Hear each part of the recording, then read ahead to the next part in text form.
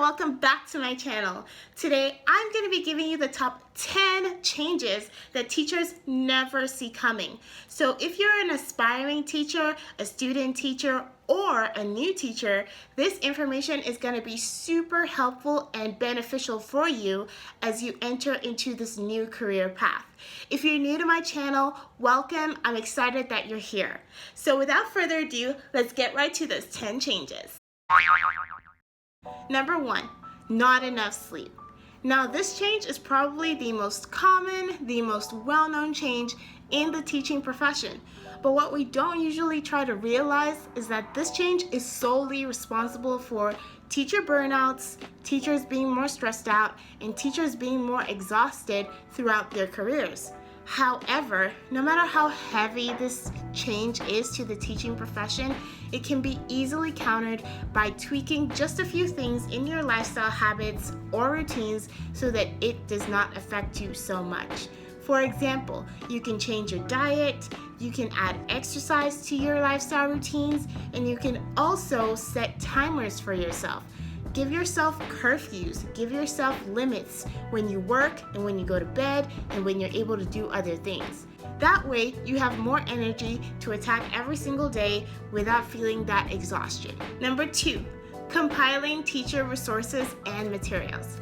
Now, this change can be a little bit daunting because nobody really gives you a step-by-step guide on how to compile your resources and materials in ways that are more beneficial to you and your students, and also very accessible. Now, it is up to you as a teacher to experiment with this. Now, this is where your personality comes in because this is how you portray exactly the type of teacher you are, whether you're very meticulous or you're actually very flexible in the way that you categorize or tag things.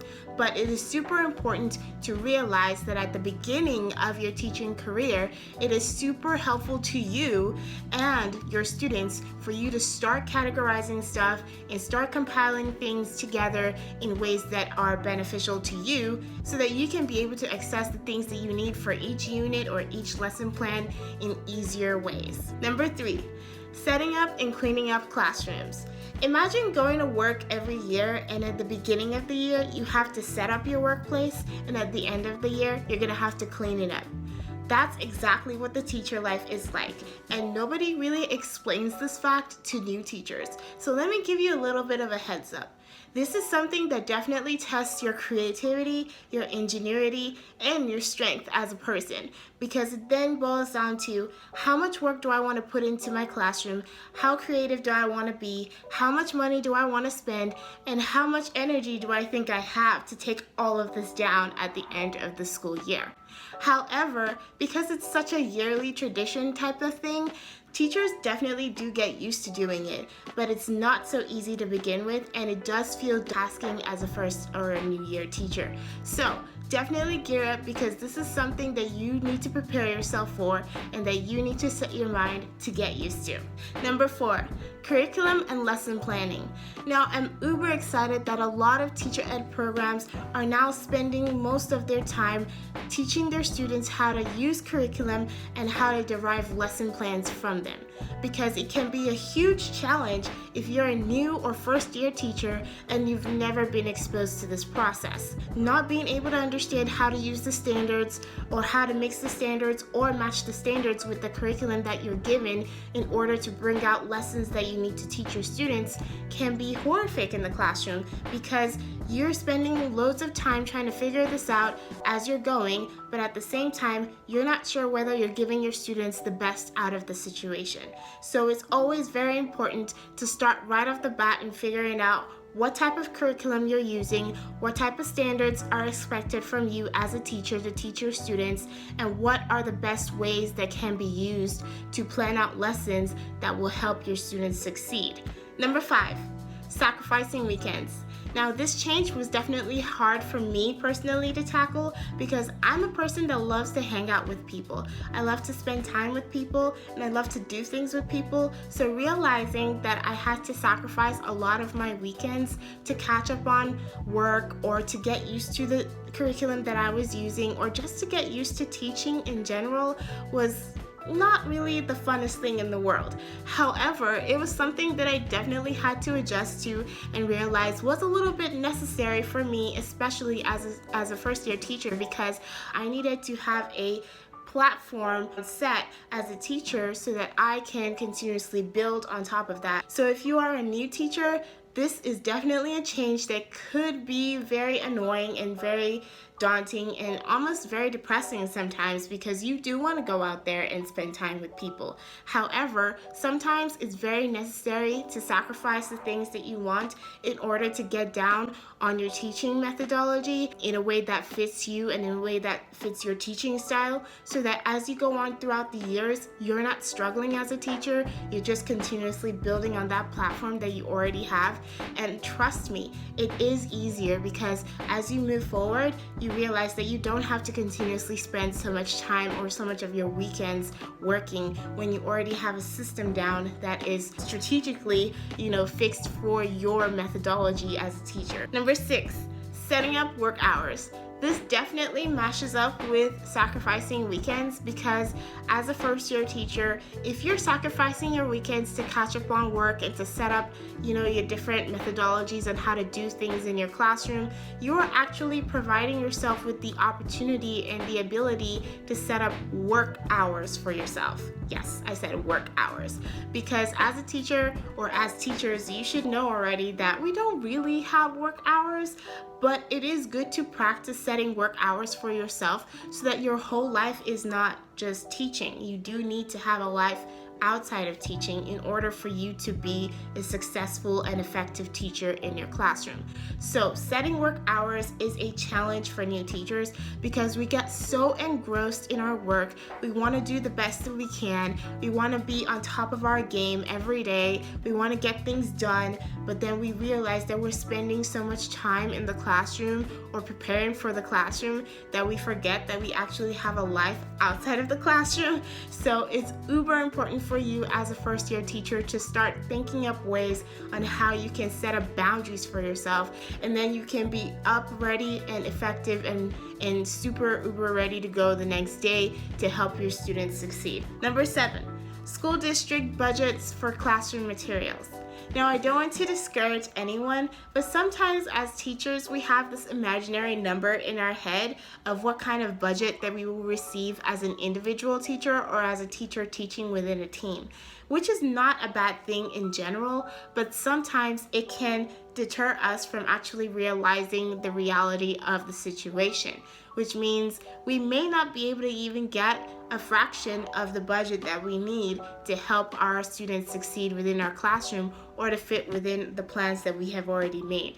So it's always important to set up your mind that you need to be flexible with whatever budget that you receive, and you need to be super creative to figure out different ways on how to get what your students need for the school year and for the classroom in general. You have to creatively think up ways to raise funds for your classroom, and so you have to actually go out there to look for the funds that you need, because I do promise you that there are people out there who really respect teachers, who really love to give to teachers and their classrooms, and are super happy to do so. So don't always think that you're stuck with just a budget that is given to you from your school, but always think big. Think of how you can go further to help your students more. Number 8, testing. Now, this is a change that teachers are never ready for, because it can be super pressurized and stressful if you've never been able to prepare for it and you've never experienced it, because it is a very different atmosphere from the normal teaching atmosphere. So it is important for you to keep this change in mind, because it is a space where if you are negatively affected by it as a teacher, your students will also be negatively affected by it. So it is up to you as a teacher to prepare yourself for it through different strategies and methodologies, but also prepare yourself for it by eating healthy, going to bed on time, having enough rest, drinking lots of liquids, and also implementing some kind of exercise during your lifestyle routine so that you can have the energy that you need and also the brain movement that you need to be able to effectively help your students succeed doing these testing phases. So definitely keep this in mind because it is a change that can be daunting and sometimes can deter people from the teaching profession because they were never really ready for it. Number 9, accommodating new students. Now for me personally, this was never really a problem because I was already used to accommodating different challenges and changes in my life through personal experiences. But for some teachers, especially if you're a very streamlined, very organized person, having to accommodate new students into the classroom, especially during the middle of the school year or towards the end of the school year, can be really annoying because your whole focus is trying to get these students up to speed with what you've already taught your class and your class has already learned and is already practicing and using. And so it is very hard for you as a teacher to try to integrate these new students into your classroom culture, into the lessons that you've already learned and are learning. And so it is a challenge, especially if you've never gone through a program that has trained you on how to approach this type of situation. And so definitely keep it in mind. And some tips to help you succeed in this area would be to always have extra packets available for new students. So don't be afraid of this change. If you take it as a challenge and you open up yourself to looking up creative ways to help your new students succeed in your classroom, even if they haven't really gotten the whole classroom experience, it can be very helpful for you as a teacher because you're building skills that will enable you to be effective in any type of situation. Now, if you've reached this part of my video, you realize that I said I had 10 changes that teachers never really see coming, but I'm excited that you got to this part of the video, and I'm hoping that these changes, as I've listed them and kind of explained them a little bit and given a few tips on how to tackle them, will be able to help you as you move along in your teaching career. Definitely hit that subscribe button down below and hit the notification bell so that you can continue to get great content that will help you succeed in your classroom and as a teacher. So let's get ahead to our 10th change that teachers never see coming. Number 10, budgeting for classroom needs. Now, I definitely fell flat in this change because I'm someone that goes to a store and I see something really good or really nice and I can't stop looking at it, especially if I think of a way to use it in my classroom, like for the next day. And so that's definitely getting into my cart and I'm definitely checking that out and I'm definitely using it the next day. However, as a teacher, you should realize that your salary isn't very much. And so you need to be very constructive. You need to use a lot of wisdom. You need to constrain yourself so that you can actually have a useful budget or a smart budget for your classroom needs. It can be very helpful for you as a teacher to have your own personal materials that you can keep with you, you can carry around with you, especially if you move schools or move grades and stuff like that. So definitely keep in mind that this is a change that teachers are never ready for because we can splurge. You can be sucked into the thought process or the thinking that your classroom has to be perfectly organized. Sometimes you fall into the trap of thinking that your classroom has to be perfect. You have to have all the resources that you need, and so you end up spending way more than you actually plan to, which is not exactly a wise decision to make. So if you're following teachers that have compiled resources from day one or have a lot of things that they can use, trust me, they didn't get them all in one day.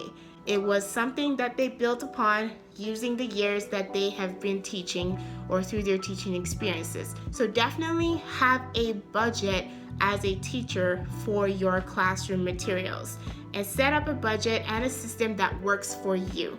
And try not to go over that budget. If not, you will never be able to train yourself to actually stick to it as the years go by. So thank you for joining me on this video. I'm super happy that I was able to share these 10 changes with you guys, and I'm hopeful that they help you plan ahead as you prepare your teaching career and as you prepare to head back in the classroom. So until my next video, have fun teaching and have a great day.